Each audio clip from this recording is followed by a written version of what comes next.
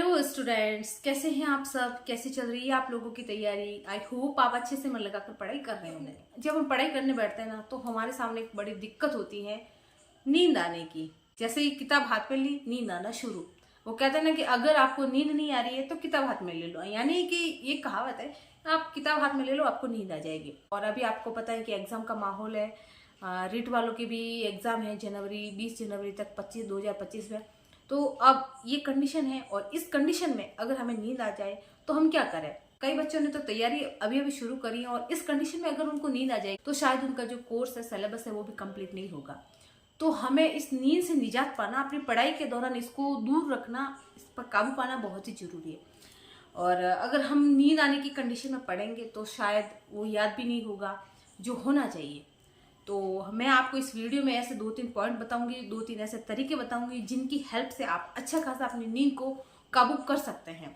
सबसे पहले हम देखते हैं कि पहले अपन नींद आती क्यों है। नींद क्यों आती है उसके पीछे का सबसे मोस्ट ऑफ कारण है वो ये है कि हमारी नींद पूरी नहीं होती है, इस वजह से हमें नींद आती है। हो सकता है कि हमने या तो रात भर हमारी जो कम से कम एक मानव शरीर के लिए 6-7 घंटे की जो नींद होती है वो अगर नहीं हुई होती है तो हमें दिन में नींद आती है। अब ये कंडीशन भी आपके साथ नहीं है, फिर आपको नींद आ रही है, तो फिर आपको क्या करना है। तो सबसे जो पहला तरीका है वो ये है कि अगर आपकी नींद पूरी नहीं है तो उस नींद को पूरा कर लीजिए। पूरा करने से ये मतलब है नहीं कि 8-9-10 घंटे सोते रहें। आपके पास में इतना टाइम नहीं है कि आप 9-10 घंटे की नींद निकालें। अब कोई बच्चा तो ये कह दे कि हमारी तो नींद ही 10 घंटे की होती है और तो हमें तो 10 घंटे नींद लेना जरूरी है। तो बच्चों, ऐसा नहीं होता है। आप स्टूडेंट हैं, एक स्टूडेंट के लिए 7 से 8 घंटे की नींद काफ़ी है, उससे ज़्यादा ज़रूरत नहीं है। उसके बाद में जो दूसरा तरीका ये है कि अगर आपको फिर भी अपनी नींद पूरी करने के बाद में भी नींद आ रही है तो आप चाय या कॉफ़ी का सहारा लें। आप अगर चाय पीते हैं तो चाय पी सकते हैं, अगर आप चाय नहीं पीते तो आप कॉफ़ी लीजिए। उसमें क्या कि थोड़ा कैफीन का असर होता है तो आपकी नींद दूर हो जाएगी। आप फिर आपको लगे कि हाँ, आपने नींद पर काबू पा लिया है, नींद आना कम हुई है, तो अगर आपको अच्छा नहीं लग रहा है चाय कॉफ़ी पीना तो आप छोड़ सकते हैं। उसके बाद में दूसरा तरीका ये है कि आप अपनी पढ़ाई के दौरान अपनी आंखों पर ठंडे पानी की छींटे मारें। उससे क्या कि आपकी नींद अगर आपको आ रही है तो उड़ जाएगी।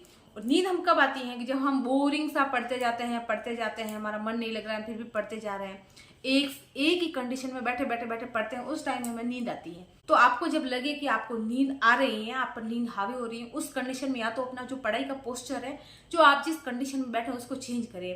तो जब आपको लगे कि आप पर नींद हावी हो रही है तो उस कंडीशन में अपने जो आपका पोस्चर है उसको चेंज करें। थोड़ी देर के लिए आप खड़े हो सकते हैं, टहल सकते हैं, तो 5 मिनट के लिए इधर उधर हो जाइए।